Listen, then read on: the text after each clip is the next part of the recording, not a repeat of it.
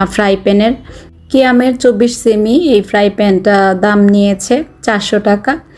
আর মোটামুটি কিন্তু ভালোই ওয়েট ছিল, আর আমার পছন্দও হয়েছে, বাজেটের ভিতরেও হয়েছে। আর এরকম একটা পাতিল কেনার ইচ্ছা ছিল অনেক দিন থেকেই। এরকম আমার ইচ্ছে আছে যে 3টা পাতিলের একটা সেট করব, তো আপাতত একটা নিয়ে এসেছি। এই ছোট পাতিলগুলোই না আমার অনেক বেশি কিউট লাগে। তো এটার দাম নিয়েছে 780 টাকা। আর এই পাতিলটা ছিল 18 সেমি।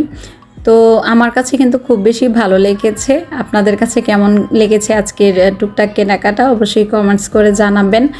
আর ইচ্ছে আছে ননস্টিকের হাঁড়ি পাতিল আর কিনবো না। ননস্টিকের হাঁড়ি পাতিলের উপর থেকে একদম মনে হয় যে রুচি উঠে গিয়েছে, এমন একটা অবস্থা। যত দামি কিনি না কেন নষ্ট হয়ে যায়, কিছুদিন পরই দেখা যায় যে নষ্ট হয়ে গিয়েছে। আর স্বাস্থ্যের জন্য কিন্তু মোটামুটি একটু ক্ষতিকর। তো সেই কারণে আমার হিসেবে এই ধরনের হাঁড়ি পাতিলগুলোই কিন্তু আমাদের